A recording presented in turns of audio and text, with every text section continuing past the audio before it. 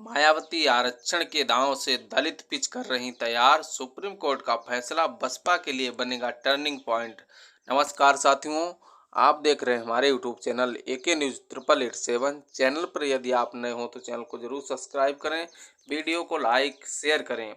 आपको बता दें कि जाटव वोटर बसपा का कोर वोट बैंक माना जाता है, लेकिन सुप्रीम कोर्ट के फैसले के बाद अगर एससी आरक्षण का वर्गीकरण होता है तो जाटव के साथ पासी, खटीक और धोबी वर्ग भी उसकी चपेट में आएगा। जाहिर है, कोर्ट के फैसले ने मायावती की परेशानी बढ़ा दी है, लिहाजा वह इन दिनों नई सियासी रणनीति बनाने में जुटी हैं। बसपा संस्थापक कांशीराम ने दलित समाज के बीच ऐसी सियासी चेतना जगाई कि बसपा की मायावती 4 बार यूपी की सत्ता पर विराजमान हुई। 80 के दशक में कांशीराम ने समाज के सबसे निचले पायदान पर खड़े दलितों के बीच सियासी अलख ऐसी जगाई कि उन्हें राजनीतिक व्यूह रचना के केंद्र में लाकर खड़ा कर दिया। दलित वोटों के दम पर मायावती का एक छत्र राज लंबे समय तक कायम रहा, लेकिन सत्ता से बाहर होने के बाद ही बसपा सियासी जमीन लगातार सिकुड़ती जा रही है। ऐसे में सुप्रीम कोर्ट ने एससी एसटी आरक्षण के वर्गीकरण के फैसले ने बसपा को एक मुद्दा दे दिया है, जिसे लेकर मायावती दोबारा दलित समुदाय के विश्वास जीतने की कवायद में लगी हुई हैं। अब वहीं आपको बता दें कि बहुजन समाज पार्टी का लगातार जनाधार सिकुड़ता जा रहा है। सुप्रीम कोर्ट ने अनुसूचित जाति और अनुसूचित जनजाति के आरक्षण को सब कैटेगरी बनाने का अधिकार राज्यों को दे दिया है। जस्टिस BR गवई ने एससी एसटी आरक्षण में क्रीमी लेयर लागू करने पर भी जोर दिया। सर्वोच्च अदालत के इस फैसले को लेकर मायावती खुलकर विरोध में आ गई हैं। मायावती ने कहा कि आरक्षण का बंटवारा अनुचित और असंवैधानिक है। सुप्रीम कोर्ट से फैसले पर पुनर्विचार करने के साथ साथ एससी और एसटी वर्ग के लोगों से अपने संवैधानिक अधिकारों को बचाने की अपील किया।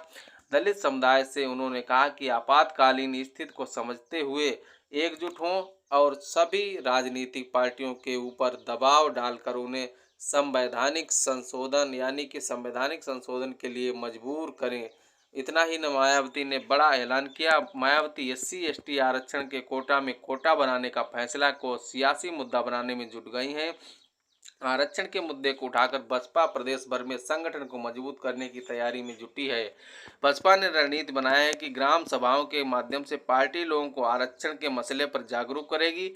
इसके लिए बसपा के जिला से लेकर ग्राम स्तर पर पार्टी नेताओं को विशेष दिशा निर्देश भी जारी किए गए हैं। बसपा की कोशिश अनुसूचित जाति और अनुसूचित जनजाति वर्ग के वोटरों के बीच आरक्षण के मुद्दे को प्रभावित तरीके से स्थापित किया जा सके। एससी एसटी आरक्षण के फैसले से दलित समाज को होने वाले सियासी नुकसान वहीं बसपा प्रमुख मायावती के भतीजे आकाश आनंद ने दलित आरक्षण को सियासी मुद्दा बनाना शुरू कर दिया है। उन्होंने कहा कि बीजेपी और कांग्रेस जब लाल किताब दिखाकर कहती है कि संविधान बचाने आए हैं, लेकिन ये लोग आपसे आपका हक छीनने का काम कर रहे हैं। हरियाणा के गोहाना में आकाश आनंद ने कहा कि साथियों, एक तरफ बीजेपी है जिसके निशाने मान्यवर कांशीराम साहब का मूवमेंट है, दूसरी तरफ कांग्रेस है जिसे हमेशा से बाबा साहब से नफरत रही है। दोनों ही दल जातिवादी मानसिकता से चलते हैं। ये लोग आरक्षण और संविधान को तरह तरह से अपने फायदे के लिए तोड़ने मरोड़ने की कोशिश करते रहे हैं। इस तरह से दलित समुदाय के विश्वास को जीतने की ओर उनके हितैषी बनने की कोशिश में हैं। वहीं आपको बता दें कि आकाश आनंद ने भाजपा और कांग्रेस पर आरक्षण को लेकर के बड़ा हमला बोला। वहीं आपको बता दें कि 80 के दशक में कांशीराम ने दलित समुदाय के बीच के शासन और सत्ता में भागीदारी के लिए बहुजन समाज पार्टी का गठन किया, जबकि सामाजिक न्याय का बुलंद करते हुए कांशीराम ने जिसकी जितनी भागीदारी सत्ता में उसकी उतनी हिस्सेदारी की बात कही थी। इस तरह कांशीराम ने दलित समाज के हक और हुकूक के लिए पहले DS4 फिर वामसेप और 1984 में दलित ओबीसी और अल्पसंख्यक समाज को सियासी अधिकार दिलाने के लिए बहुजन समाज पार्टी का गठन किया। बसपा ने उत्तर प्रदेश की राजनीति में अपनी अलग छाप छोड़ी, जिसके सहारे मायावती उत्तर प्रदेश की 4 बार मुख्यमंत्री बनी।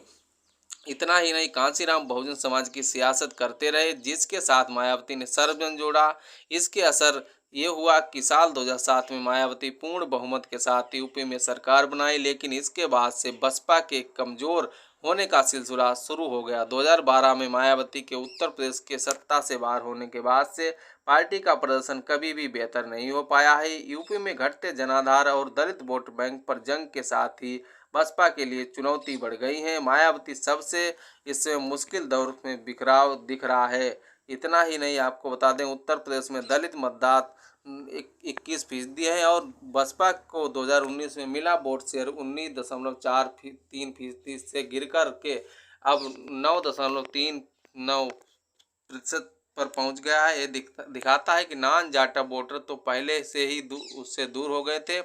2024 के लोकसभा चुनाव में जाटव मतदाता भी छिटक गए हैं। जाटव जाति के मतदाताओं का 60% हिस्सा अभी भी बसपा के साथ रहा है।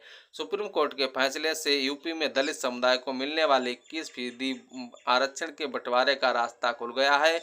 यूपी में सियासी तौर पर जाटव और गैर जाटव के बीच दलित बटा हुआ है। राजनाथ सरकार के दौरान यूपी में 21% दलित आरक्षण को 10% और 11% में बांटने की बात कही थी, लेकिन उस समय बसपा के मजबूत होने के चलते उसे अमली जामा नहीं पहना सकी। यूपी में अनुसूचित जाति को मिलने वाले आरक्षण का लाभ जाटव समुदाय को सबसे ज़्यादा हुआ है और उसके बाद धोबी, पासी और अन्य जातियों को मिला है, लेकिन कोरी, कोल, वाल्मीकि जैसी दलित जातियों को आरक्षण वैसा नहीं मिला जैसा जाटवों को मिला है।